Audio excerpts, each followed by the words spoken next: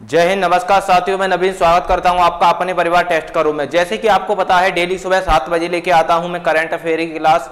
जो भी आपकी डेली करंट अफेयर होती है, जहां से आपके जितने भी एग्जाम में क्वेश्चन बनते हैं वो इस क्लास में सारे कवर हो जाते हैं। और उसी के साथ आपको पता है लास्ट के 30 से 40 मिनट हम करंट अफेयर के जो भी इंपॉर्टेंट टॉपिक हैं उनके ऊपर बात करती हैं। और जो भी वर्तमान में हमारे टॉपिक चल रहे हैं, महत्वपूर्ण दिवस और आपको पता है ऑर्गेनाइजेशन वाला टॉपिक चल रहा है, तो एक बार सभी क्लास में आ जाएंगे अच्छे से और ज्वाइन कर लेंगे। जो भी आपके दोस्त होंगे, मित्रगण होंगे, जितने भी आपके पास ग्रुप हैं, एक बार क्लास को शेयर कर देंगे। तो आ जाएंगे एक बार सभी। रोशन है, मोहित है, जयदेव है, उनादकट है, वीरेंद्र हैं। तो वेरी गुड मॉर्निंग सभी के लिए। जल्दी से आ जाएंगे, एक बार क्लास को ज्वाइन करेंगे। और जैसे कि पता है क्लास की टाइमिंग है हमारी सुबह 7:30 बजे। कितने बजे? सुबह 7:30 बजे डेली आपकी क्लास चलती है। ठीक है, तो एक बार जल्दी से आ जाएंगे सभी, ज्वाइन करेंगे, उसके बाद कंटिन्यू करते हैं अपनी क्लास को। आ जाओ एक बार से।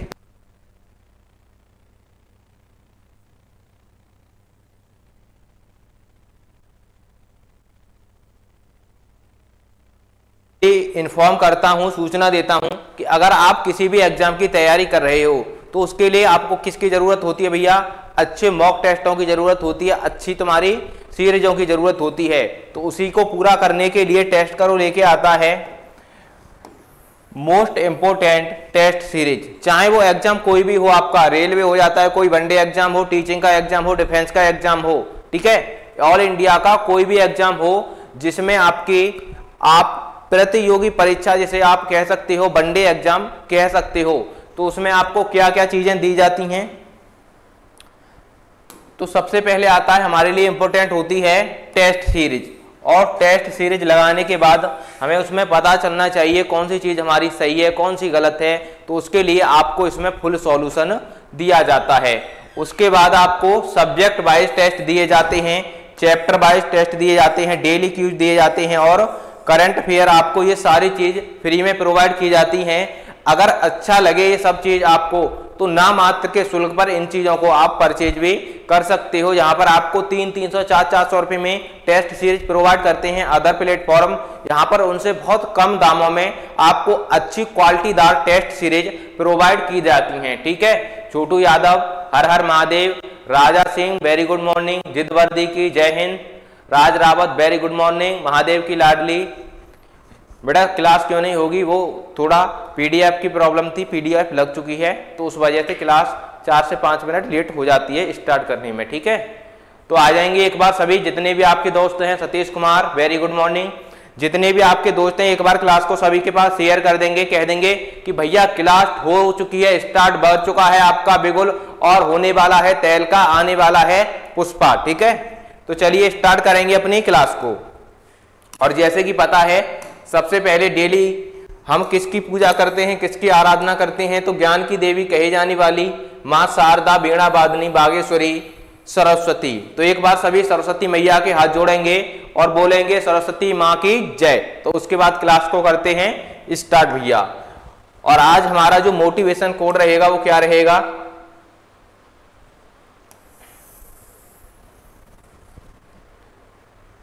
तो जैसे कि आपने देखा होगा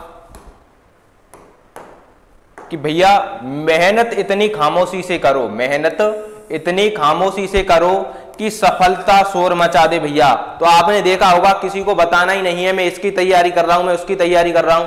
जिस दिन आपका रिजल्ट आएगा, जिस दिन आपके नतीजे आएंगे तो इस दुनिया को, इस पूरे समाज को पता चल जाएगा कि हाँ ये बंदा भी खामोशी से लगा हुआ था। तो कहते हैं भैया कि मेहनत इतनी खामोशी से करो, मेहनत इतनी खामोशी से करो कि आपकी सफलता शोर मचा दे, आपकी सफलता शोर मचा दे। ठीक है, तो चलें आज के पहले क्वेश्चन की तरफ। राज रावत, सरस्वती मां की जय। ठीक है भैया, करते हैं start. Ravi Kumar GD good morning, गुरुजी गुड मॉर्निंग, गुड मॉर्निंग बेटा।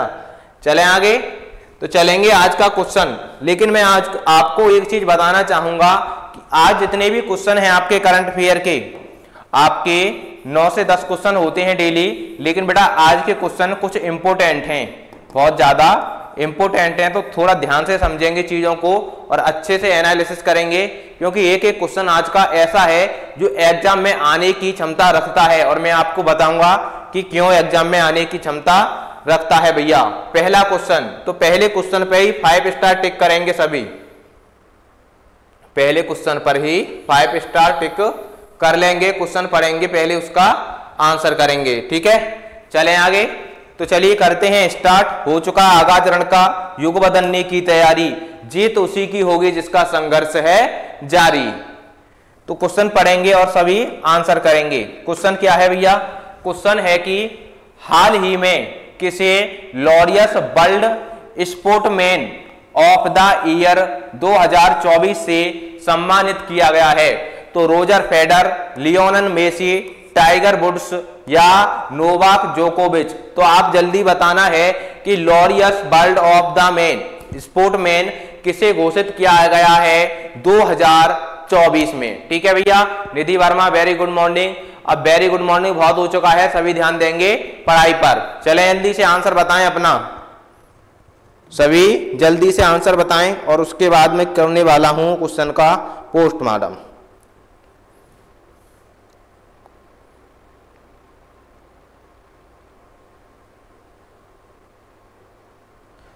चलें, तो किसी का बेटा आंसर नहीं आया, सभी अपना आंसर दें और उसके बाद हम चीजों को करते हैं शुरू। तो यहां पर बात चल रही है लॉरियस वर्ल्ड स्पोर्ट अवार्ड की भैया।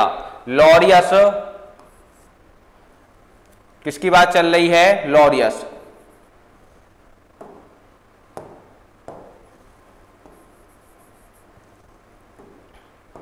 लॉरियस वर्ल्ड स्पोर्ट अवार्ड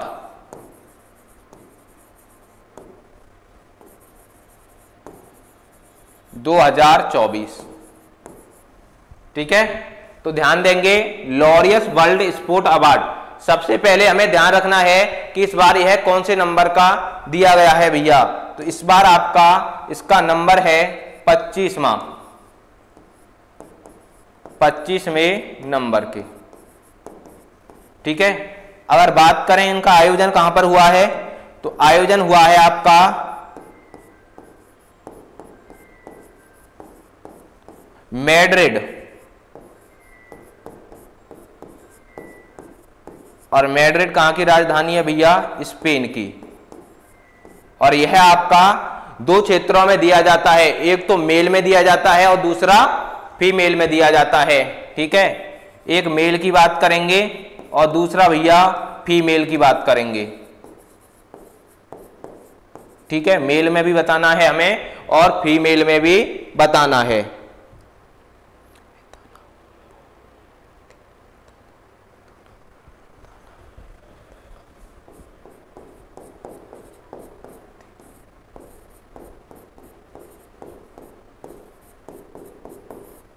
अगर बात करें हम फीमेल में, तो भैया ये फीमेल में दिया गया है एताना बोनमाती। ये कहाँ की हैं? तो ये हैं आपके स्पेन की। अगर हम बात करें कि तुम्हारा मेल में किसे दिया गया है, तो ये दिया गया है नोवाक जोकोविच को, नोवाक जोकोविच। और ये कहाँ के हैं भैया? ये हैं आपके सर्बिया के। कहाँ के हैं? सर्बिया के टेनिस खिलाड़ी हैं और दुनिया के नंबर 1 टेनिस खिलाड़ी हैं आपके नोवाक जोकोविच। कौन है? नोवाक जोकोविच दुनिया के नंबर 1 टेनिस खिलाड़ी हैं। और यह पुरस्कार क्यों दिया जाता है? जो भी व्यक्ति पिछले साल टेनिस में अच्छा खेल खेलता है उसके लिए अगले साल यह पुरस्कार दिया जाता है, ठीक है। तो आपसे पूछा है कि मैन में भैया, तो मैन में किसे दिया गया है, मतलब मेल में किसे दिया गया है? तो आपका आंसर क्या सही हो जाएगा? तो नोवाक जोकोविच भैया, नोवाक जोकोविच। और नोवाक जोकोविच अब तक 5 बार इस पुरस्कार को जीत चुके हैं, ठीक है। तो ये भी आपको ध्यान रखना है। ऑप्शन नंबर डी एकदम करेक्ट हो जाएगा, जिनका भी ऑप्शन नंबर डी था एकदम करेक्ट हो जाएगा। राजा सिंह, एसएससी जीडी का क्लास कब से शुरू होगा? बेटा अभी एसएससी जीडी की पुराना बैच है, उसे अगर परचेज करना हो तो कर सकती हो, लेकिन यहाँ से वहाँ तक है आपका नेक्स्ट मंथ स्टार्ट होगा एसएससी जीडी का न्यू बैच, ठीक है। तो ऑप्शन नंबर डी जिनका अभी था एकदम करेक्ट था। ये हैं आपके नोवाक जोकोविच जो सर्बिया के खिलाड़ी हैं। कहाँ के हैं भैया? सर्बिया के। और सर्बिया की राजधानी कहाँ पर है? बेलग्रेड। बेलग्रेड सर्बिया की राजधानी है। चलें आगे, आता है नेक्स्ट क्वेश्चन।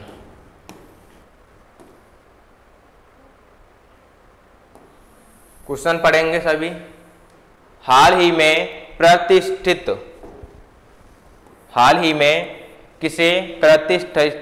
किस ह्यूमैनिटेरियल अवार्ड 2021 से सम्मानित किया गया है?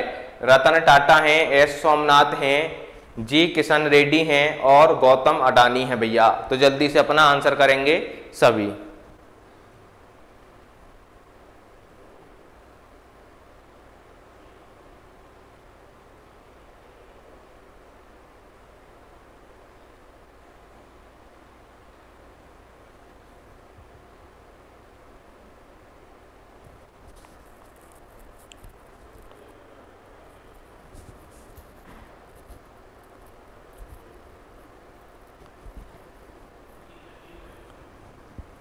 चलें, तो किसे दिया गया है भैया? ये दिया गया है आपका RJD टाटा, ठीक है। या बोलते हैं ये कौन है? टाटा ग्रुप के चेयरमैन, टाटा ग्रुप के चेयरमैन हैं।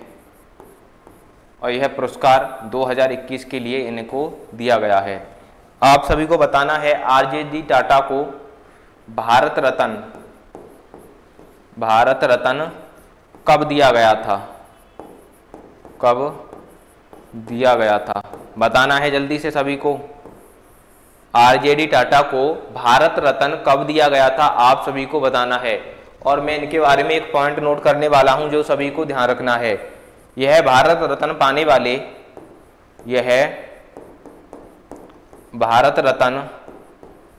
पाने वाले प्रथम उद्योगपति हैं। प्रथम उद्योगपति हैं आपके RJD टाटा भैया। आपको पता है भारत रत्न पाने वाली पहली महिला, भारत रत्न मरणोपरांत पहले, भारत रत्न सबसे पहले संगीतकार, ये सारी चीज मैं आपको नोट कराने वाला हूं, ठीक है।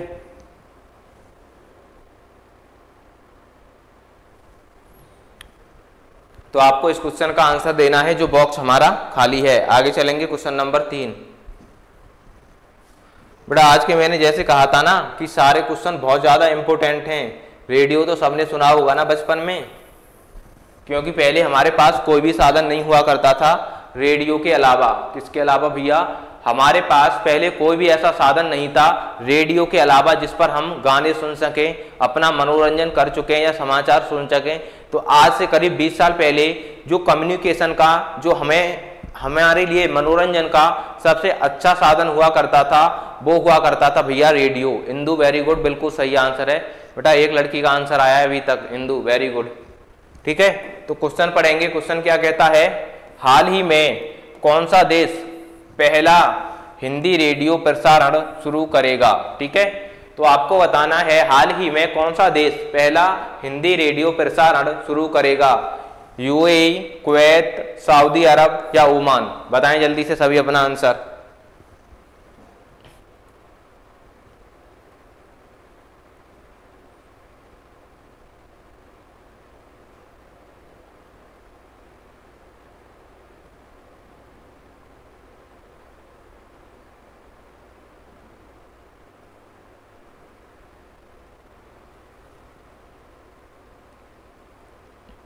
ठीक है, कौन करेगा भैया? तो आपका सही आंसर हो जाएगा कुवैत। कुवैत हाल ही में पहला हिंदी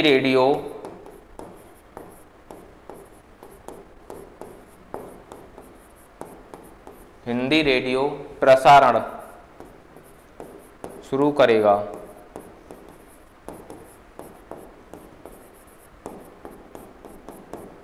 कौन सा? FM 93.3 और एक और है आपका FM 93.3 और FM 96.3। FM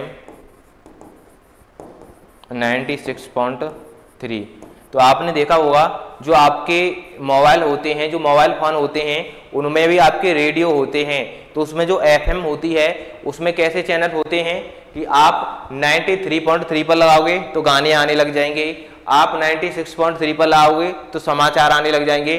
तो ऐसे ही रेडियो में भी चैनल होते हैं। तो कुवैत हाल ही में इन 2 चैनलों को शुरू करेगा आपका, ठीक है। और आगे बात करें, कुवैत की राजधानी कहां पर है?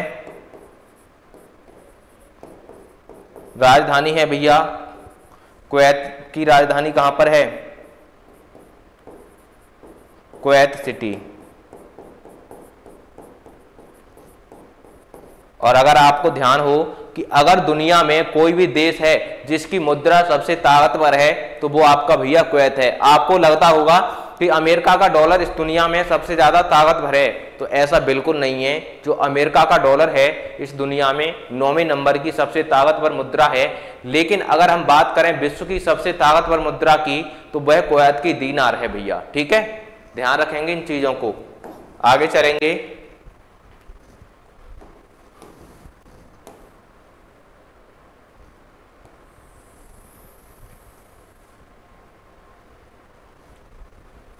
क्वेश्चन नंबर 4, हाल ही में सौरभ घोषाल ने संन्यास की घोषणा कर दी है, उनका संबंध किस खेल से है? तो बताना है भैया आपको कि सौरभ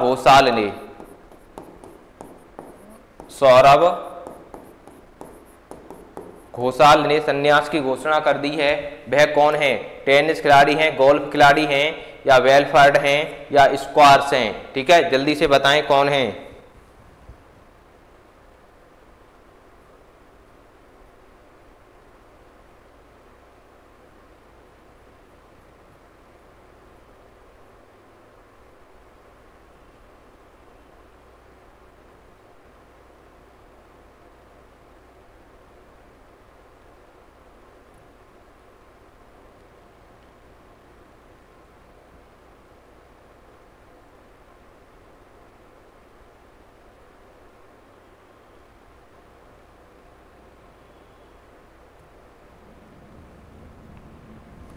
ठीक है, बात करें तो सौरभ घोषाल कौन है भैया? ये एक आपके स्क्वैश खिलाड़ी हैं। कौन है? स्क्वैश खिलाड़ी हैं।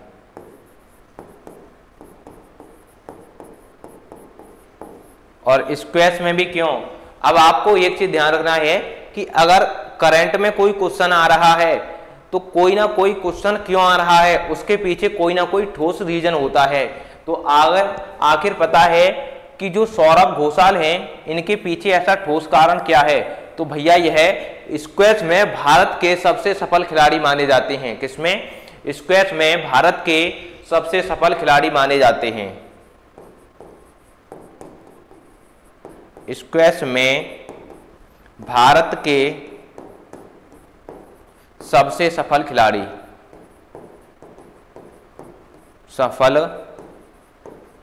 माने जाते हैं।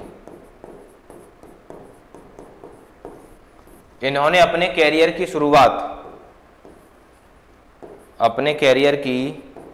शुरुआत कब की थी? तो 2003 में। और टॉप 10 में आने वाले एकमात्र भारतीय हैं। टॉप 10 रैंकिंग में आने वाले एकमात्र भारतीय। ठीक है, तो ये चीजें आपको ध्यान रखनी है। तो इनका संबंध किससे है भैया? इनका संबंध है स्क्वैश से। ऑप्शन नंबर डी एकदम करेक्ट हो जाएगा। ठीक है, चलें आगे। तो एक बार जल्दी से दम लगाएंगे, क्लास को शेयर करेंगे और पहुंचा देंगे इसे जल्दी से जल्दी जहां आपको पहुंचाना है। बड़ा बहुत ही इंपॉर्टेंट क्वेश्चन है। इस क्वेश्चन में थोड़ी डिटेल बतानी पड़ेगी, तो लास्ट में पुष्पा सीरीज में इस क्वेश्चन को मैं आपको कराऊंगा, जिसमें पूरा यूएनए, पूरा फलस्तीन दोबारा रिवाइज करा दूंगा।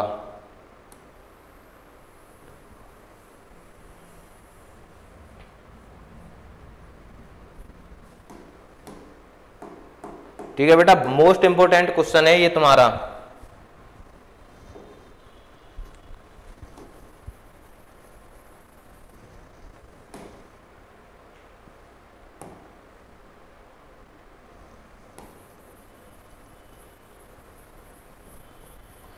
क्वेश्चन पढ़ेंगे, आंसर करेंगे सभी। तो क्वेश्चन क्या है? क्वेश्चन है हाल ही में 2024 के लिए world press photo of the year. क्या है भैया? वर्ल्ड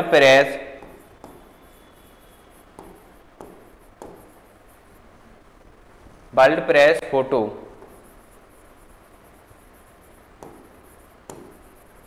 ऑफ द ईयर 2024 किसे दिया गया है? तो सबसे पहले हमें समझना है कि इस फोटो में ऐसा क्या दिया गया है। गुंजन कुमारी, सर मैथ का क्लास नहीं होता है ना, रिकॉर्ड वीडियो होता है, क्यों? बेटा किसका कोर्स है तुम्हारे पास, पहले तो ये बताओ ना। मैथ की क्लास तो डेली चलती है। तो ये क्यों दिया जाता है, पहले क्वेश्चन को हम समझेंगे। इसमें होता क्या है कि आपने देखा होगा हाल ही में गाजा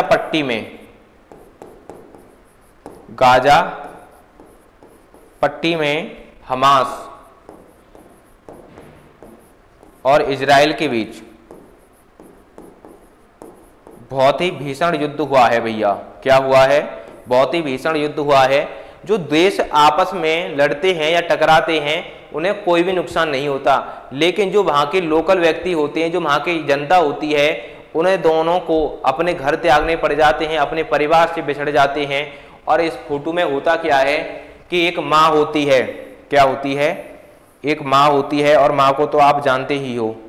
एक माँ है भैया, और वो उसकी जो बिटिया है, जो उसकी बेटी है, उसे मतलब अपने गले से लगाए हुए, उसकी बेटी खत्म हो चुकी है और कपड़े में लपेटे हुए उसकी बेटी है। मैं ये इमेज आपको दिखाऊंगा, रुको अभी।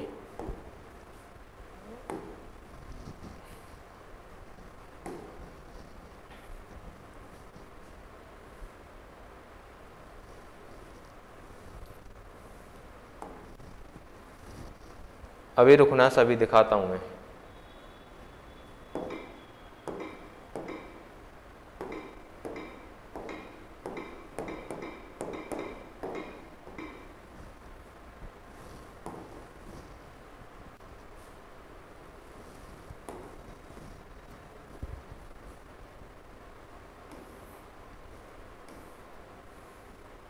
तो आप इस इमेज को देखिए, ये इमेज है। अब ये पता है ये माँ है और ये इसकी बिटिया है, और जो इसकी बिटिया है यह हमास और इजराइल के युद्ध में मारी जा चुकी है, और माँ अपनी बिटिया को कलेजे से लगाकर रो रही है। बेटा यहाँ पर क्या कर रही है? रो रही है। तो एक पत्रकार होते हैं यहाँ पर मोहम्मद सलीम, और मोहम्मद सलीम इसको क्या करते हैं? कैप्चर कर लेते हैं। इस इमेज को अपने फोटो में, अपने कैमरे में कवर कर लेते हैं, और इसी इमेज को, ये उसकी बिटिया है और यह उसकी माँ है, और अपनी बिटिया को गले लगाकर रो रही है, क्योंकि इसकी बिटिया इस संसार से जा चुकी है, विदा हो चुकी है। दो स्वार्थी देशों के बीच में युद्ध में जो आपके नाबालिग होते हैं, जिनका कोई दोष ही नहीं होता, वो बेचारे मारे जाते हैं। और इसी फोटो को क्या दिया गया है भैया? आपका world press photo of the year 2024 का अवार्ड दिया गया है। क्या दिया गया है? World press photo of the year का अवार्ड दिया गया है। और यह पिक्चर जिसने कैप्चर की है उनका नाम है मोहम्मद सलीम भैया। क्या नाम है? मोहम्मद सलीम उनका नाम है, जिन्हें 2024 के लिए world photo of the year का अवार्ड दिया गया है। ठीक है, तो ये क्वेश्चन आपके लिए बहुत ज़्यादा इंपॉर्टेंट है, तो सभी इस पर टिक कर लेंगे 5 स्टार। चलें आगे, चलें आगे चलेंगे। आज का नेक्स्ट क्वेश्चन बेटा, क्वेश्चन नंबर 7 बहुत ही ज़्यादा इंपॉर्टेंट है ये भी आपके लिए, और ये मैंने कल भी बताया था आपको। आप सभी को किसका आंसर करना है और बताना है जल्दी से। तो यहाँ पर क्या पूछा है आपसे? आपसे पूछा है कि हाल ही में विश्व पुस्तक और कॉपीराइट दिवस कब मनाया जाता है। तो विश्व पुस्तक दिवस, world book day and copyright दिवस कब मनाया जाता है?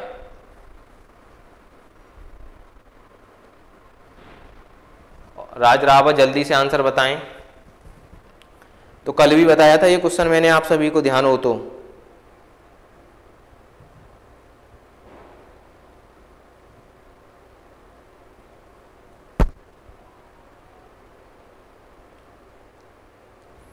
तो कब मनाया जाता है, सभी को बताना है, जल्दी से आंसर करना है बेटा, जाया मत करो, आके वापस चले जाती हो, तो ध्यान रख लिया करो इसमें क्या चलता है बाद में क्लास में।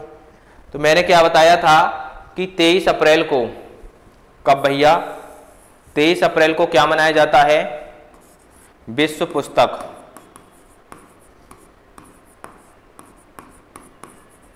पुस्तक तथा कॉपीराइट दिवस,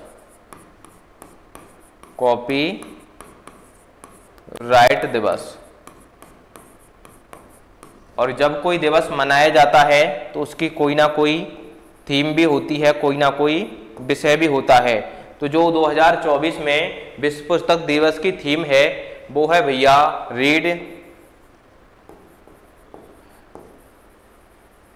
read your way, read your way मतलब अपने तरीके से पढ़ो।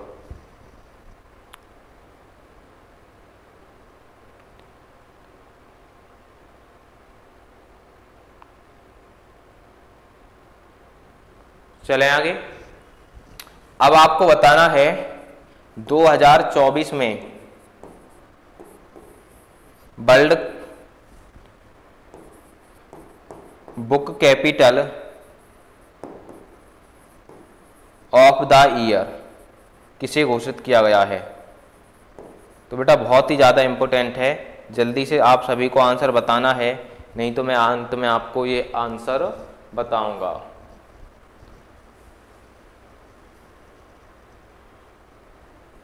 चलें आगे। आगे आता है बेटा, ये भी इंपॉर्टेंट है, हर क्वेश्चन आपके लिए आज का ऐसा क्वेश्चन है जो एग्जाम में यहां से एक ना एक क्वेश्चन तुम्हें मिलेगा। यहां पर आपने ये करंट अफेयर नोट करी है ना, तो वहां पर साइड में उसमें जो पहला पेज है यहां से करंट अफेयर स्टार्ट की है, वहां पर साइड में लिखोगे कि इसमें से एक ना एक क्वेश्चन तुम्हें एग्जाम में मिलेगा। ये गुरुजी ने कहा था, ये भैया ने कहा था, ठीक है। ऑप्शन नंबर ए, बल्ले बल्ले सर जी।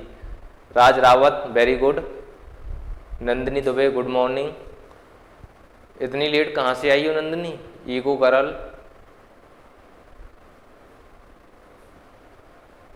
बेटा ध्यान दो, बाद में तुम्हें आज अभी तो पुष्पा सीरीज का डांस दिखाऊंगा, पुष्पा आने वाला है।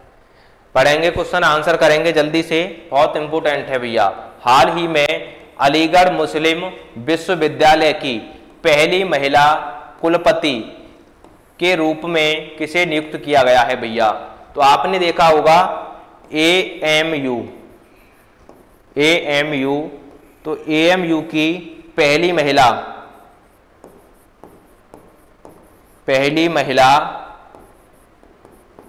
कुलपति बताना है जल्दी से कौन बनी है।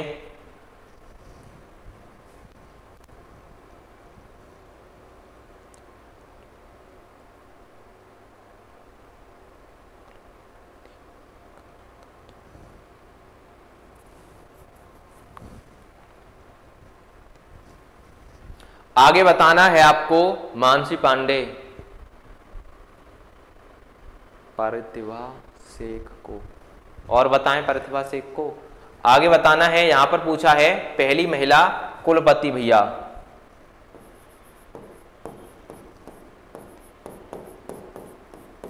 आगे एक और बताना है आपको AMU की पहली महिला कुलाधिपति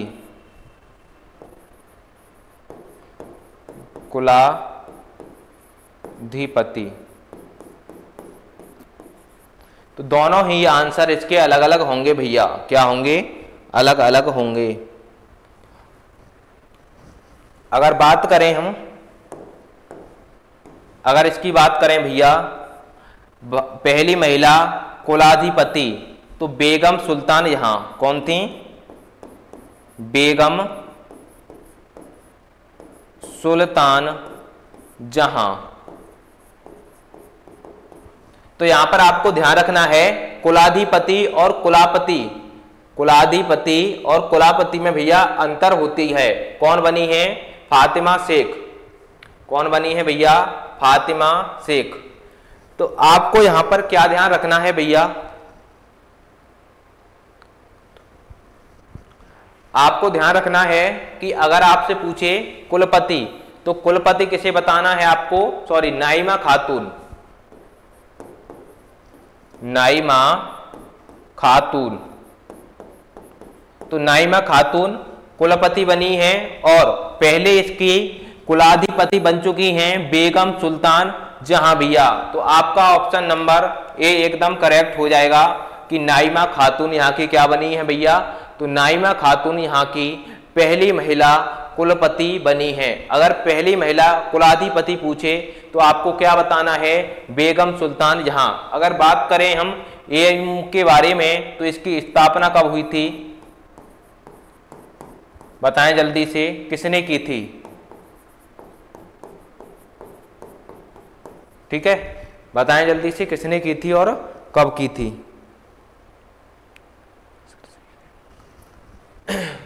तो इसकी स्थापना 1920 में हुई थी। सर सैयद अहमद खाने ने इसकी स्थापना की थी। और जब हमारा देश आजाद भी नहीं हुआ था तो उससे पहले जो हमारे देश में 3 सबसे बड़े विश्वविद्यालय पाए जाते थे, जिसमें आपका बनारस विश्वविद्यालय आता है, अलीगढ़ मुस्लिम विश्वविद्यालय आता है और आपका एक और आता है इलाहाबाद विश्वविद्यालय। ये 3 विश्वविद्यालय बहुत ही बड़े हुआ करते थे। ठीक है, चलें आगे।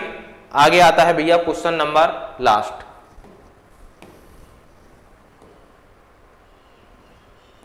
पढ़ेंगे और सभी आंसर करेंगे जल्दी से।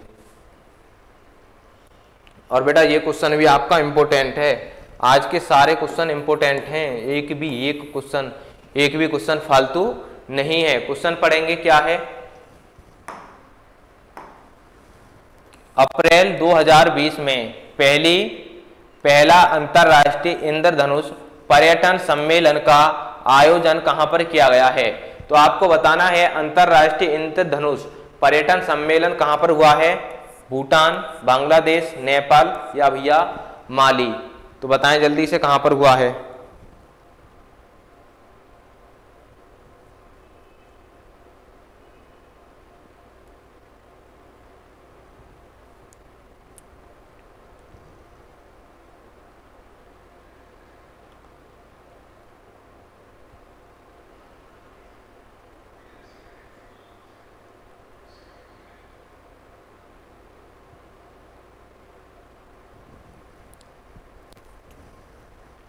तो यहां पर बात किसकी हो रही है, अगर बात करें हम पहला अंतरराष्ट्रीय इंद्रधनुष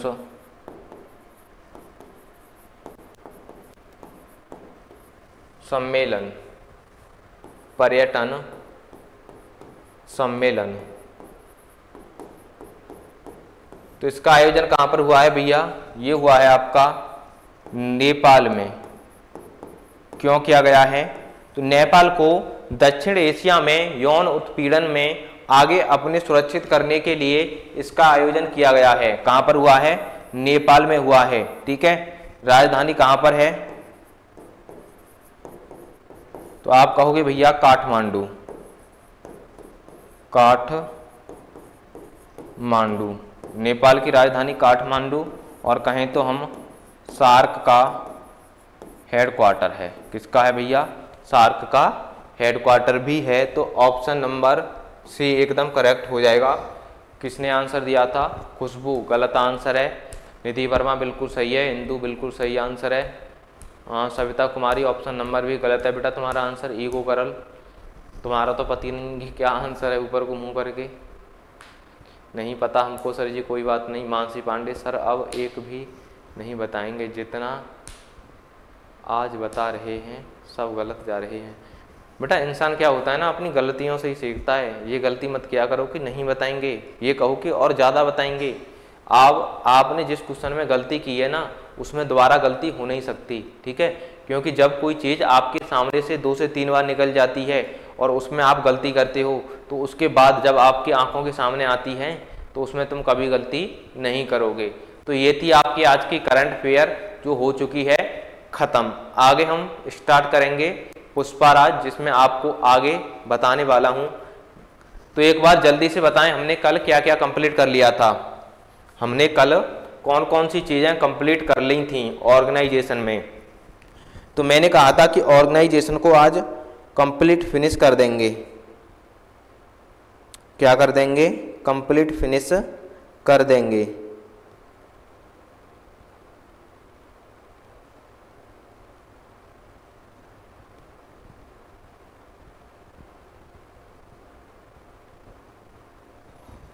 ठीक है, तो ऑर्गेनाइजेशन करने हैं और 2 महीने के दिवस करने हैं हमको। वेरी गुड, बिल्कुल सही ईगो करल। तो जल्दी से आंसर को हेडिंग डालेंगे शार्क। क्या हेडिंग डालेंगे? शार्क। तो बेटा जल्दी से सारी चीजें आपको नोट भी करनी है, सारी चीजें नोट करनी है। और अब कमेंट पर ध्यान नहीं देना, क्योंकि मैं साथ के साथ आपको याद कराता हूं कि पुष्पाराज, पुष्पाराज में क्या होता है कि एग्जाम कोई भी हो आपका झुकेगा नहीं। एग्जाम कोई भी हो लेकिन पुष्पा नहीं झुकेगा, क्योंकि इसमें वो चीजें आपको कराई जाएंगी जो आपके एग्जाम में आती हैं। तो जल्दी से हेडिंग डालेंगे सभी शार्क। कमेंटों को बंद करेंगे सभी और लिखना स्टार्ट करेंगे। ठीक है, तो शार्क के बारे में पूरी इंफॉर्मेशन आपको मिलने वाली है कि क्या होता है, कब स्थापना हुई थी, हेडक्वार्टर कहां पर है और कितने सदस्य देश हैं। तो सबसे पहले हमें ध्यान रखनी है फुल फॉर्म क्या होती है भैया? फुल फॉर्म होती है शार्क की south Asia association regional corporation. भैया क्या होती है? South Asia association regional corporation. ध्यान देंगे सभी कब इसकी स्थापना हुई थी, तो नोट करेंगे साथ के साथ। अगर बात करें स्थापना, तो स्थापना होती है 6 दिसंबर 1985 को। कब होती है? 6 दिसंबर 1985 को शार्क की स्थापना होती है। और मैं ये चीज आपको अभी बताने वाला हूं, आपके सामने रखने वाला हूं कि शार्क में से क्या क्या क्वेश्चन आपके एग्जाम में पूछे गए हैं। भैया क्या क्या एग्जाम में क्वेश्चन यहां से पूछे गए हैं, अभी आपको बताने वाला हूं। सबसे पहले स्थापना हो गई। हेडक्वार्टर कहां पर है? हेडक्वार्टर है आपका काठमांडू। काठमांडू नेपाल में। तो काठमांडू नेपाल में इसका हेडक्वार्टर हो गया। आगे कितने सदस्य देश हैं? सदस्य देशों की संख्या है भैया 8। कितनी है? 8। अब आपको कैसे, आपने देखा होगा बहुत सारे टीचर आपको ट्रिक बताते हैं आके। मैं ट्रिक नहीं बताऊंगा, मैप के द्वारा, जो हमारे भारत का मैप है उसके द्वारा चुटकियों में आपको अभी याद करा दूंगा शार्क के सभी सदस्य देशों को। ठीक है, तो अभी देखिए आप क्या होने वाला है। तो ये क्या है? ये है अपना प्यारा भारत।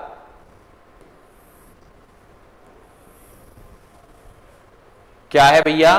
ये है अपना प्यारा भारत। और भारत में हमें क्या करना है? ये क्या है भैया? भारत। और भारत के पड़ोस में आपको घुमाने वाला हूं।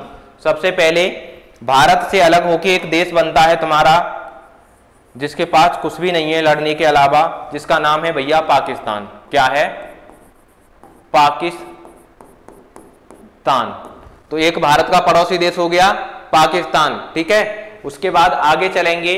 भारत से अलग होके थोड़ा सा यहां से थोड़ी सी सीमा बनाता है, जिसका नाम है अफगानिस्तान।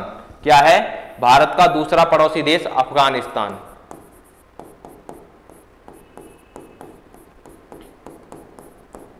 ठीक है, अब भारत के जब उत्तर में जाएंगे तो हमें 2 देश देखने मिलते हैं। एक विश्व का कभी किसी का गुलाम नहीं रहा और एक बिल्कुल शांत देश। इसका नाम है भैया नेपाल। क्या है? भारत का पड़ोसी देश है नेपाल। दूसरे की बात करेंगे, इसका नाम है भूटान। क्या है भैया? भूटान। आगे चलेंगे, एक देश यहां पर देखने मिलता है जो पूर्वी पाकिस्तान कहा जाता था, लेकिन 1971 में भारत की सहायता से वह एक नया देश बन जाता है, जिसे बांग्लादेश कहते हैं भैया। क्या कहते हैं? बांग्लादेश। बांग्लादेश। तो कहां आगे चलेंगे आगे जाएंगे तो भारत की टांगें पकड़े हुए एक देश लटका हुआ है जो कभी भी नीचे गिर सकता है, जिसका नाम है श्रीलंका। श्रीलंका। आगे चलेंगे, आगे अरब सागर में द्वीपों का एक देश है मालदीव। क्या है? मालदीव। तो भैया कितने हो गए? पाकिस्तान, अफगानिस्तान 1 2 3 4 5 6 7 और एक अपना प्यारा भारत भैया। तो जो भी भारत के पड़ोसी देश हैं, जो भी भारत के पड़ोसी देश हैं वह सारे सभी सार्क के सदस्य देश हैं, जिसमें आपका अफगानिस्तान आता है, पाकिस्तान आता है, मालदीव आता है। तो अरब सागर में जाएंगे तो एक देश दिखाई देगा हमें मालदीव। जब हम हिंद महासागर में जाएंगे तो हमें श्रीलंका दिखाई देगा। जब भारत के पूरब में जाएंगे तो हमें बांग्लादेश दिखाई देगा। जब भारत के उत्तर पूरब में जाएंगे तो नेपाल और भूटान दिखाई देगा। और जब भारत के उत्तर में जाएंगे तो एक तो आपको पाकिस्तान दिखाई देगा, दूसरा आपको अफगानिस्तान दिखाई देगा। ठीक है, तो पाकिस्तान, अफगानिस्तान, नेपाल, भूटान, बांग्लादेश, मालदीव और भारत। ये को गरज बिल्कुल सही आंसर है आपका। मानसी पांडे सर ए पढ़ाएंगा, एक बार याद आ रहा है। ठीक है, तो बेटा क्या होता है कि जब चीजें आपने पहले पढ़ी हो और जब दोबारा रिवाइज करते हैं तो वो सारी चीजें रिकॉल हो जाती हैं, हमें रिमेंबर हो जाती हैं, याद आ जाती हैं। तो सभी इन देशों को नोट कर लेंगे। ये सभी देश कौन है भैया? तो ये सारे के सारे देश सार्क के सदस्य हैं। सभी देश सार्क के सदस्य हैं, सार्क के सदस्य हैं। और इसी में एक देश आता है नेपाल। नेपाल की राजधानी है भैया, कहां पर है? भूटान। यहां की राजधानी नेपाल की काठमांडू, सॉरी काठमांडू। और काठमांडू में इसका हेडक्वार्टर है भैया। क्या है? काठमांडू में इसका हेडक्वार्टर है। तो जल्दी से बताएं, अब इसमें कभी भूल पाओगे इन चीजों को? जल्दी से बताएं, कभी भूल पाओगे? आगे चलेंगे, आगे हेडिंग डालोगे। अगला आता है आपका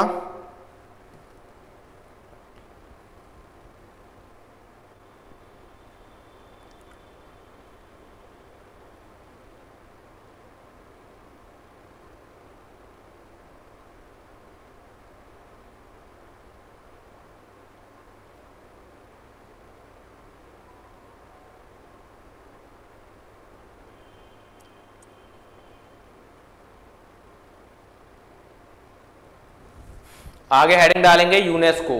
क्या डालेंगे भैया? यूनेस्को।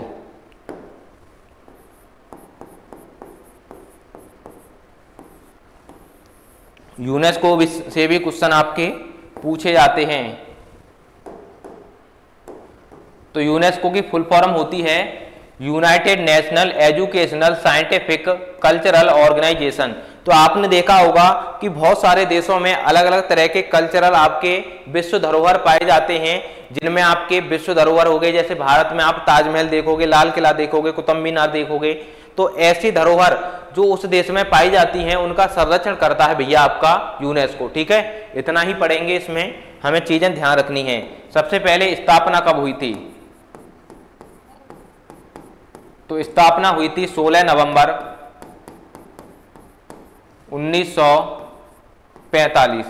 कब हुई थी? 16 नवंबर 1945 को इसकी स्थापना हुई थी। ठीक है, आगे बात करेंगे हेडक्वार्टर। बेटा इसका हेडक्वार्टर बहुत पूछा जाता है। हेडक्वार्टर कहां पर है? तो आप कहोगे पेरिस। पेरिस कहां की राजधानी है दोस्त? तो पेरिस राजधानी है फ्रांस की। और कौन सी नदी के किनारे है? तो सीन नदी के किनारे। सीन नदी के किनारे। ठीक है, आगे ध्यान रखना है कि वर्तमान अध्यक्ष कौन है?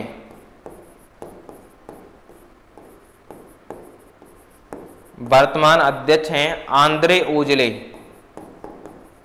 आंद्रे ओजले। ठीक है, कुल सदस्य देश पता है किसी को? कुल सदस्य देश कितने हैं बताओ कोई जल्दी से।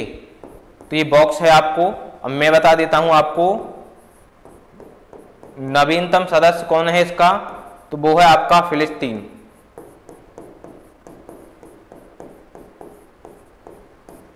ठीक है, एक चीज ध्यान रखनी है, यूनेस्को के द्वारा एक पुरस्कार दिया जाता है जिसका नाम है कलिंग पुरस्कार। क्या है भैया? यूनेस्को के द्वारा एक पुरस्कार दिया जाता है, इसका नाम क्या है? इसका नाम है कलिंग पुरस्कार। कलिंग पुरस्कार किसके क्षेत्र में दिया जाता है? तो आप कहोगे विज्ञान एवं प्रौद्योगिकी। किसके क्षेत्र में? विज्ञान के क्षेत्र में। और क्या ध्यान रखना है? विश्व धरोहर दिवस कब मनाया जाता है? विश्व धरोहर दिवस तो कब मनाया जाता है? तो ये मनाया जाता है 18 अप्रैल को। ये मैंने करंट में भी 18 अप्रैल को मनाया जाता है, या कहें हम वर्ल्ड हेरिटेज डे कब मनाया जाता है? पापा की परी कलिंग पुरस्कार। वेरी गुड, मेरा बिल्कुल सही आंसर है। पापा की परी कहाँ से आई हो तुम? पहली बार दिखाई दे रही हो मुझे तो।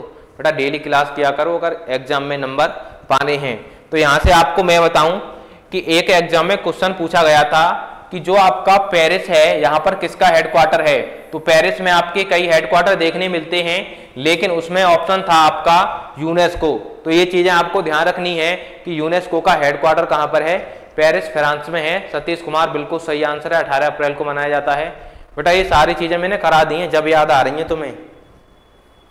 ये सारी चीजें मैंने आपको करा दी हैं, जब ही तो याद आ रही हैं।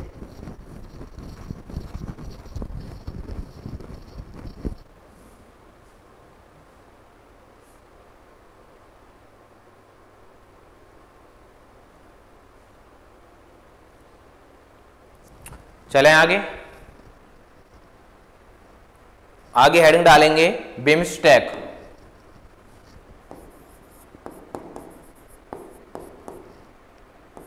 बिम्स्टेक तो बिम्स्टेक की फुल फॉर्म होती है bay of Bengal initiative multi sectoral technical economic corporation. भैया क्या है? तो एक बार ध्यान रखेंगे, नोट करेंगे सभी। बे ऑफ बंगाल, बी से होता है बे ऑफ बंगाल, आई से होता है इनिशिएटिव, एम से होता है multi sectoral technical economic cooperation. भैया ठीक है। लोपी सॉन्ग स्लो रिमोशन,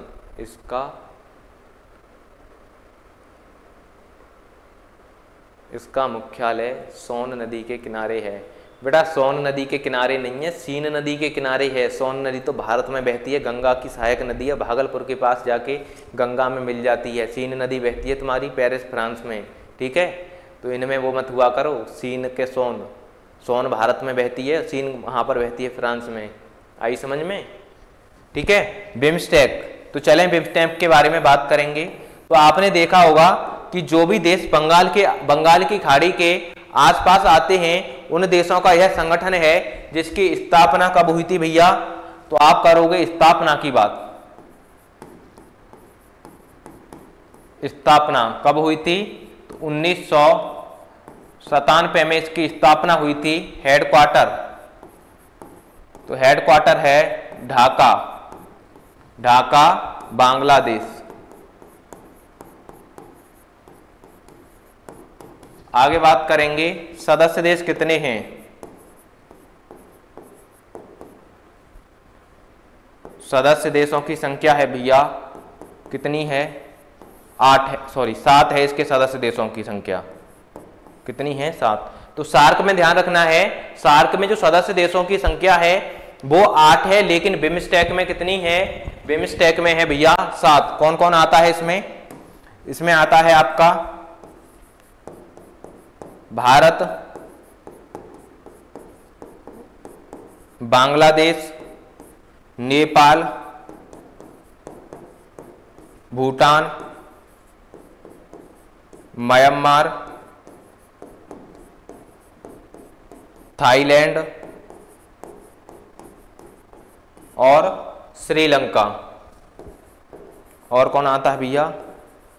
और आता है श्रीलंका। 1 2 3 4 5 6 और 7, ये 7 देश हैं जो इसके सदस्य देश हैं। जिद वर्दी की प्रशांत से पूछ लेना ईगो गर्ल।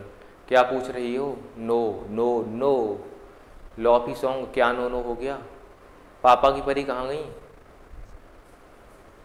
पापा की परी पहली बार तो दिखाई दी, फिर गायब हो गई।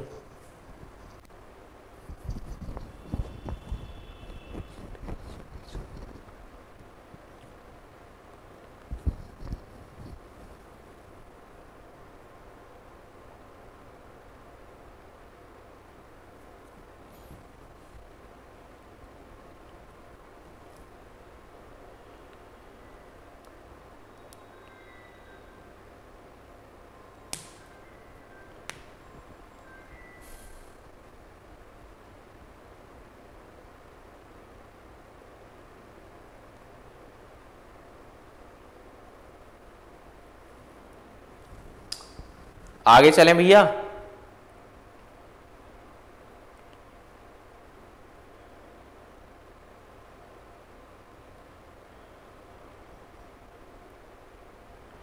आगे हेडिंग डालोगे G20, G7 करेंगे पहले। G7 की फुल फॉर्म होती है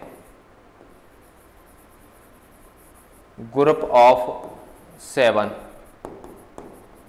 ठीक है। इसकी स्थापना कब हुई थी?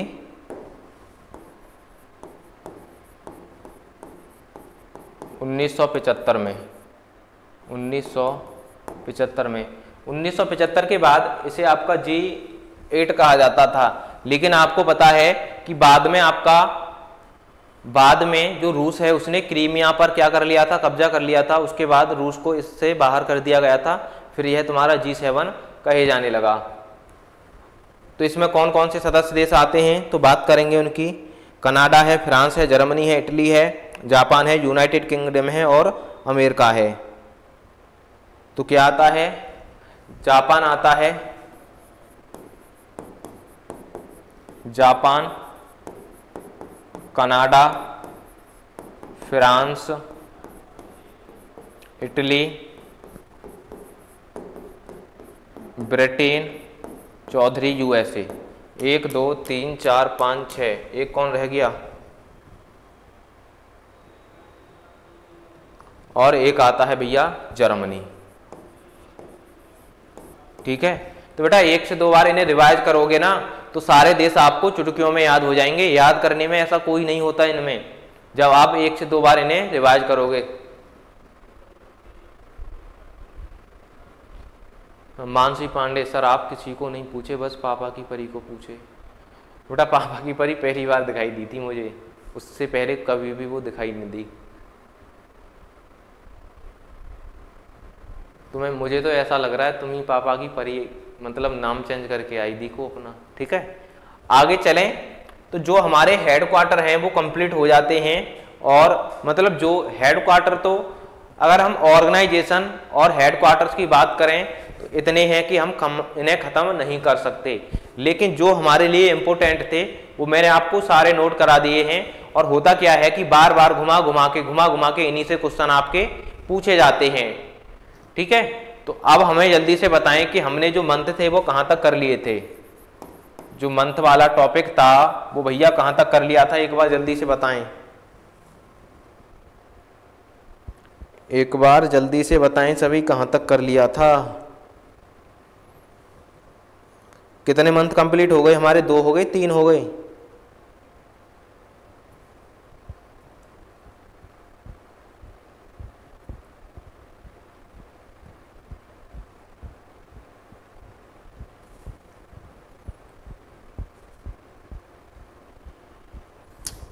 बताएं एक बार जल्दी से।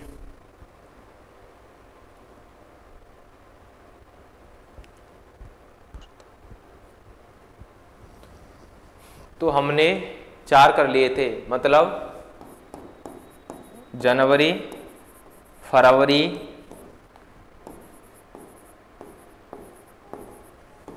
मार्च और अप्रैल।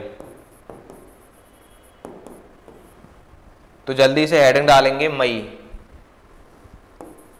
हेडिंग डालेंगे बेटा मई के इंपोर्टेंट दिवस, मई के महत्वपूर्ण दिवस। जल्दी से हेडिंग डालेंगे। सर आज तक अप्रैल तक बता दिया था।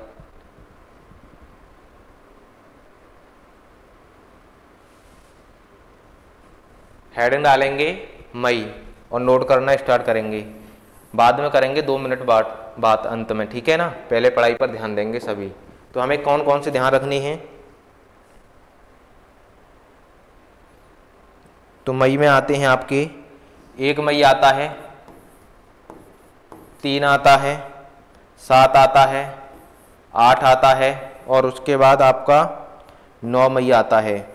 9 के बाद 11, 12, 16, 11, 12, 16,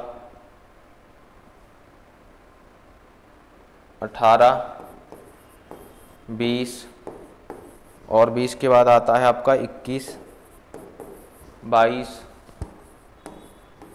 22 के बाद 23, 24, 24 के बाद 25, 25 के बाद 29 और 29 के बाद भैया 31। तो नोट करना स्टार्ट करेंगे सभी। तो 1 मई को क्या मनाया जाता है, मैंने कई बार बताया है आपको। तो 1 को मनाया जाता है अंतर्राष्ट्रीय श्रमिक दिवस, अंतर्राष्ट्रीय मजदूर दिवस। 3 को क्या मनाया जाता है, 3 को मनाया जाता है विश्व प्रेस स्वतंत्रता, विश्व प्रेस स्वतंत्रता दिवस। ठीक है भैया। आगे बात करेंगे, 7 को मनाया जाता है विश्व एथलीट दिवस, विश्व एथलीट दिवस। उसके बाद 8 को मनाया जाता है भैया रेड क्रॉस दिवस, रेड क्रॉस दिवस। 9 को मनाया जाता है आपका रविंद्रनाथ टैगोर जयंती, रविंद्रनाथ टैगोर जयंती। आगे चलेंगे 11 मई। 11 मई को आता है राष्ट्रीय प्रौद्योगिकी दिवस, राष्ट्रीय प्रौद्योगिकी दिवस। 12 को क्या मनाया जाता है भैया, 12 को मनाया जाता है विश्व नर्स दिवस, विश्व नर्स दिवस। 16 को मनाया जाता है आपका राष्ट्रीय डेंगू दिवस, राष्ट्रीय डेंगू दिवस। 18 मई को मनाया जाता है भैया विश्व संग्रहालय दिवस, विश्व संग्रहालय दिवस। 20 को मनाया जाता है आपका विश्व मधुमक्खी दिवस, विश्व मधुमक्खी दिवस। उसके बाद 21 को पता है आपको, 21 को क्या मनाया जाता है आतंकवाद विरोधी, आतंकवाद रोकथाम दिवस, रोकथाम दिवस। 22 को क्या मनाया जाता है विश्व जैव विविधता दिवस, बायोडाइवर्सिटी डे। 23 को विश्व कछुआ दिवस, विश्व कछुआ दिवस। 24 को क्या मनाया जाता है, तो राष्ट्रीय मंडल दिवस, राष्ट्रीय मंडल दिवस। 25 को मनाया जाता है थायराइड दिवस, थायराइड दिवस। और 29 को बनाया जाता है माउंट एवरेस्ट, एवरेस्ट दिवस। और 31 को मनाया जाता है विश्व तंबाकू निषेध दिवस। ठीक है। तो इतने आपको मई में ध्यान रखनी है भैया। किस में ध्यान रखनी है, मई में ध्यान रखनी है। मेजर दिवस, बेटा सारे मेजर हैं तुम्हारे लिए, मेजर मत बनो आई समझ में, लास्ट में रुकना ईगो। बेटा मैं सभी से बात करूंगा, पहले ध्यान देंगे सभी पढ़ने पर, क्योंकि हमारी इस टाइम पढ़ाई जरूरी है। 1 को मनाया जाता है अंतर्राष्ट्रीय श्रमिक दिवस। यूपी पुलिस और यूपी पैट में 2 बार क्वेश्चन पूछा गया है। ये कौन सा, राष्ट्रीय मजदूर अंतर्राष्ट्रीय मजदूर दिवस आपका कब मनाया जाता है। 3 मई को मनाया जाता है विश्व प्रेस स्वतंत्रता दिवस। इंपोर्टेंट टिक करेंगे, आने वाले एग्जाम में मिलेगा। विश्व एथलीट दिवस 7 को मनाया जाता है। 8 को रेड क्रॉस दिवस मनाया जाता है। इंपोर्टेंट टिक करेंगे सभी। उसके बाद आता है 9 तारीख को रविंद्रनाथ टैगोर जयंती आती है भैया। आगे बात करेंगे नेशनल टेक्नोलॉजी डे कब मनाया जाता है आपका, 11 मई को मनाया जाता है। 12 मई को विश्व नर्स दिवस मनाया जाता है। 16 मई को राष्ट्रीय डेंगू दिवस मनाया जाता है। और उसके बाद 18 को मनाया जाता है विश्व संग्रहालय दिवस। बेटा जो मई है ना आपका, वो थोड़ा इंपोर्टेंट हो जाता है, यहाँ पर आपके अच्छे अच्छे दिवस आपके पूछे जाते हैं। आगे चलेंगे, 20 को क्या आता है विश्व मधुमक्खी दिवस। 21 को आता है आतंकवादी रोकथाम दिवस। और आगे बात करें 22, तो बेटा ये तो मोस्ट इंपोर्टेंट है, 5 स्टार टिक कर लेंगे। कई बार एग्जामों में ये पूछा गया है, 4 से 5 बार तो मैंने देखा है कि बायोडाइवर्सिटी डे कब मनाया जाता है, विश्व जैव विविधता दिवस कब मनाया जाता है तो 22 को। 23 को क्या मनाया जाता है? विश्व कछुआ दिवस। 24 को मनाया जाता है राष्ट्रमंडल खेल दिवस। 25 को मनाया जाता है थायराइड दिवस और 29 को मनाया जाता है माउंट एवरेस्ट दिवस। अंत में आता है, और ये भी आपके लिए बहुत ज़्यादा इंपॉर्टेंट है भैया, कि विश्व तंबाकू निषेध दिवस कब मनाया जाता है? तो 31 मई को मनाया जाता है विश्व तंबाकू निषेध दिवस। ठीक है, तो जल्दी से बताएं, नोट कर लिए ना यहाँ तक सारी चीजें। आगे ही हेडिंग डालेंगे सभी, जून के इंपोर्टेंट दिवस, जून के महत्वपूर्ण दिवस। जल्दी नोट करें बेटा, यहाँ तक टाइम नहीं है इतना। कर लिए नोट सभी ने? नहीं, जल्दी बताएं एक बार।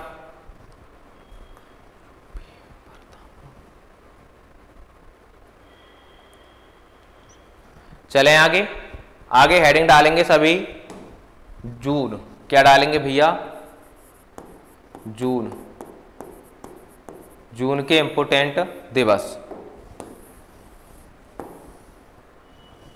और जून में हमें क्या क्या चीजें ध्यान रखनी है, तो ध्यान देंगे सभी। तो जून में क्या क्या आता है आपका? सबसे पहले आता है 1 जून, 1 के बाद आता है 5, 5 के बाद आता है, इसमें एक 3 भी नोट करेंगे। उसके बाद आता है 7, 7 के बाद आता है 9, 9 के बाद 12, 12 के बाद 14, 14 के बाद 15, 15 के बाद 17, 17 के बाद 18, 19, 20। ठीक है, तो जल्दी से नोट करेंगे पहले इन्हें। तो क्या मनाया जाता है? 1 को मनाया जाता है विश्व दूध दिवस, वर्ल्ड मिल्क डे या विश्व दूध दिवस। आगे बात करेंगे 5 को क्या मनाया जाता है? विश्व पर्यावरण दिवस, विश्व पर्यावरण दिवस। 3 को क्या मनाया जाता है? विश्व साइकिल दिवस, विश्व साइकिल दिवस। 7 को मनाया जाता है आपका विश्व खाद्य सुरक्षा, विश्व खाद्य सुरक्षा। उसके बाद 9 को मनाया जाता है आपका अभिलेख दिवस, अभिलेख दिवस। 12 को मनाया जाता है बलात् श्रम, बलात् श्रम दिवस। आगे आएंगे 14 को मनाया जाता है रक्तदाता दिवस, रक्तदाता दिवस। 15 को क्या मनाया जाता है? 15 को मनाया जाता है पवन ऊर्जा दिवस,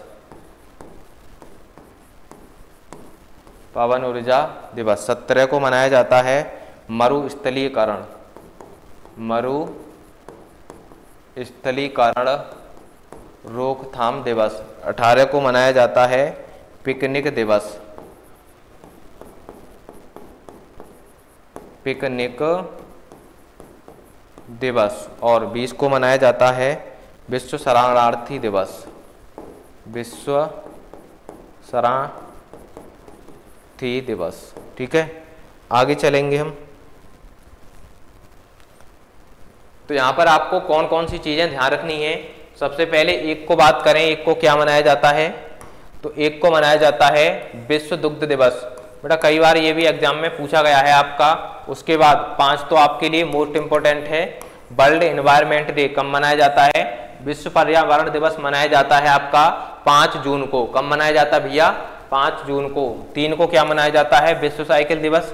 7 को क्या मनाया जाता है? विश्व खाद्य सुरक्षा दिवस। ठीक है, उसके बाद 9 को मनाया जाता है विश्व अभिलेख दिवस। 12 को मनाया जाता है बलात् श्रम। बलात् श्रम क्या होता है? तो आपने देखा होगा हमारे देश में छोटे छोटे बच्चों को जो काम होते हैं खदानों के वहां लगा लिया जाता है, या जो मिस्त्रियों के काम होते हैं उन पर लगा लिया जाता है। तो इनको रोकने के लिए ये दिवस आपका 12 जून को मनाया जाता है। 14 को आता है भैया विश्व रक्तदाता दिवस, ये भी इंपोर्टेंट है आपके लिए। 15 को आता है पवन ऊर्जा दिवस। 17 को आता है मरुस्थलीकरण रोकथाम दिवस, ये भी इम्पोर्टेंट है बेटा। 18 को आता है विश्व पिकनिक दिवस, 20 को आता है विश्व शरणार्थी दिवस। कुछ और नोट करेंगे जून में, तो जून में एक तो दिवस और है, इन्हें भी नोट करेंगे सभी।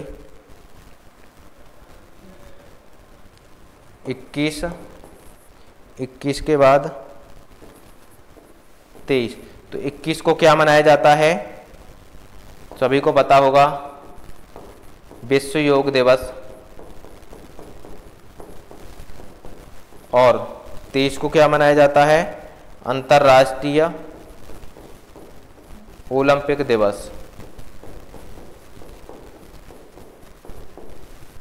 उसके बाद 29 को क्या मनाया जाता है, सांख्यिकी दिवस। सांख्यिकी दिवस। उसके बाद आता है 30 को मनाया जाता है संसदीय दिवस। तो आपको ये और ध्यान रखने हैं इसमें भैया। तो यहाँ पर क्या ध्यान रखना है, तो आपको पता है कि 21 को क्या मनाया जाता है, अंतर्राष्ट्रीय योग दिवस मनाया जाता है। और जो अंतर्राष्ट्रीय योग दिवस की जो सबसे पहले प्रस्ताव रखा था यूएनओ में, वो भारत के प्रधानमंत्री नरेंद्र मोदी जी ने 2015 में इसका प्रस्ताव रखा था। ठीक है। उसके बाद 23 को बेटा ये भी इम्पोर्टेंट है, अंतर्राष्ट्रीय ओलंपिक दिवस। तो आपको पता है 23 जून 1896 को अंतर्राष्ट्रीय ओलंपिक समिति की स्थापना की गई थी। उसके बाद राष्ट्रीय सांख्यिकी दिवस आता है 29 जून को, और 30 जून को आता है राष्ट्रीय संसदीय दिवस। ठीक है। तो अब बताएं यहाँ तक सारी चीज समझ में आई थी या नहीं। अब हमारे पास 6 मंथ कंप्लीट हो चुके हैं, और अगर बात करें ऑर्गेनाइजेशन वाला टॉपिक कंप्लीट हो चुका है, और मंथ वाले में हमने 6 महीने कंप्लीट कर ले हैं। और ऑर्गेनाइजेशन की जगह कल क्या स्टार्ट करेंगे, तो यहाँ पर स्टार्ट करेंगे भारत के फोक डांस।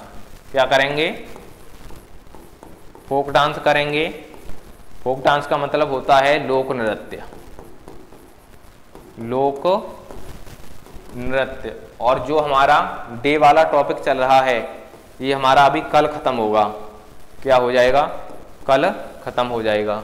तो एक बार जल्दी से बताएं पहले क्लास कैसी लगी, कुछ याद हुआ, कुछ समझ में आया या नहीं, बताएं एक बार जल्दी से। सुशील कुमार वेरी गुड, नंदिनी, राज रावत। अब बेटा क्या होता है कि इस क्लास में अगर तुम यहाँ से लेके जहाँ से ये क्लास स्टार्ट होती है, यहाँ से लेके पहले बच्चे ऐसे जुड़ते हैं और अंत में ऐसे हो जाते हैं। जो यहाँ पर स्टार्ट करेगा और वह यहाँ से लेके यहाँ पर फिनिश करेगा, तो उसे कुछ ना कुछ नया मिलेगा इस क्लास में। उसे जो शुरू से लेके अंत तक रुकेगा, उसे कुछ ना कुछ नया मिलेगा। और जो बच्चे शुरू से लेके अंत तक इस क्लास में रुके हों, तो एक बार जल्दी से बताएं कि कुछ ना कुछ चीज़ें आपको नई सीखने को मिली होंगी। करंट के अलावा भी नई चीज़ें सीखने को मिली होंगी, क्योंकि बेटा यहाँ पर एक भी चीज़ मैं तुम्हें ऐसी नहीं कराता जो तुम्हारे एग्जाम से संबंधित ना हो, क्योंकि यहाँ से एग्जाम में क्वेश्चन मिलने वाले हैं। अभी तो ये तुम्हारी स्टैटिक जीके चल रही है, इसमें मैं तुम्हें पॉलिटी भी कराऊंगा, हिस्ट्री भी कराऊंगा, जियोग्राफी भी कराऊंगा। और ऐसे नहीं कि इतनी सारी पढ़ाऊंगा, जो पढ़ाऊंगा उससे ही आपके क्वेश्चन बन जाएंगे। जैसे मान लो हमने कोई टॉपिक उठा लिया, जैसे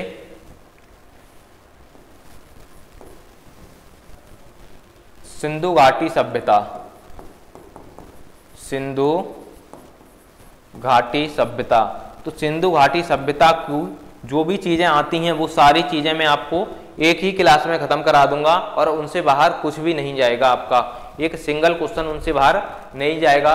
मान लो हमने कभी कांग्रेस के अधिवेशन उठाए, कांग्रेस के अधिवेशन उठाए, तो एक क्लास में ऐसे अधिवेशन करा दूंगा कि पूरी कांग्रेस को ऐसी पढ़ा दूंगा कि इससे तुम्हारा क्वेश्चन बाहर जाएगा ही नहीं। मतलब फालतू की एक चीज़ नहीं पढ़ाऊंगा, और जो पढ़ाऊंगा उससे ही तुम्हारे क्वेश्चन आ जाएंगे। और मैं ये भी बता दूंगा कि पहले क्वेश्चन ये आपके पूछे गए हैं। ठीक है। तो आगे हम बात करेंगे 1 मिनट और टेस्ट सीरीज के बारे में, कि अगर आप किसी एग्जाम की तैयारी कर रहे हो और ज़रूरत है आपको टेस्ट सीरीज की। किसकी ज़रूरत है भैया, टेस्ट सीरीज की ज़रूरत है। तो इसको ऐप को डाउनलोड कर लोगे टेस्ट करो के। जैसे ही आप प्ले स्टोर पर जाओगे, तो वहाँ पर आपको टेस्ट करो का ऐप मिलेगा। तो वैसे यहाँ पर जो टेस्ट सीरीज हैं वो ज़्यादा महंगी नहीं है, आपको 149 से लेके 200 रुपये के बीच में सारी टेस्ट सीरीज प्रोवाइड की जाती हैं। चाहे कोई भी एग्जाम हो, पुलिस का एग्जाम हो आपका, या कोई रेलवे का एग्जाम हो जैसे आरपीएफ है, या कोई टीचिंग का एग्जाम हो, या कोई रेलवे हो गया तुम्हारा, डिफेंस हो गया, पुलिस हो गया, कोई स्टेट का एग्जाम है, कोई भी एग्जाम सही, अगर किसी भी एग्जाम की आपको टेस्ट सीरीज चाहिए तो आप इस पर जाते हो। अगर आप इसमें भी डिस्काउंट चाहते हो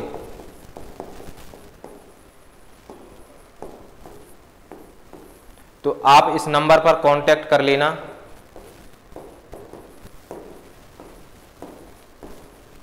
ठीक है, तो इसमें मैं आपको डिस्काउंट भी करा दूंगा थोड़ा बहुत। ठीक है, तो एक टीचर होने के नाते और आपका एक भाई होने के नाते इतना मैं कर सकता हूं कि अगर इसमें भी आपको डिस्काउंट चाहिए तो मैं थोड़ा बहुत करा सकता हूं, लेकिन अगर माने तो ये नामात्र की फीस है।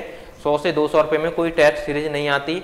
अगर आप किसी अदर प्लेटफॉर्म पर भी जाओगे तो वहाँ 300 से 400 के बीच में सारी टेस्ट सीरीज और उससे ऊपर भी आपको प्रोवाइड कराई जाती हैं। ठीक है, तो इस पर आप व्हाट्सअप कर देंगे अगर किसी को टेस्ट सीरीज चाहिए कोई भी एग्जाम की, तो मैं आपको इसमें भी डिस्काउंट करा सकता हूं। ठीक है, तो ऐप को डाउनलोड कर लें, एक बार आप उस पर जाके टेस्ट लगाएं। हाँ बेटा, सारी चीज़ों की टेस्ट सीरीज मिलेंगी। सुशील कुमार, सारी चीज़ों की टेस्ट सीरीज मिलेंगी। ऐप को डाउनलोड कर लें और उसके बाद अगर कोई दिक्कत आए तो इस पर आप व्हाट्सअप कर लें, मैं आपको और डिस्काउंट करा दूंगा। ठीक है, तो इससे ज़्यादा और क्या कराएगा तुम्हें कोई भी। ठीक है, लेकिन ऐप एक बार जरूर डाउनलोड कर लेंगे। तो एक बार क्लास के लास्ट में सभी को कमेंट करना है कि क्लास कैसी लगी। तो मिलेंगे लास्ट क्लास में, सभी ध्यान रखेंगे अपना। जय हिंद, वंदे मातरम। लेकिन कमेंट सभी को करके जाने हैं कि क्लास एक बार कैसी लगी। तो बताएं जल्दी से एक बार क्लास कैसी लगी।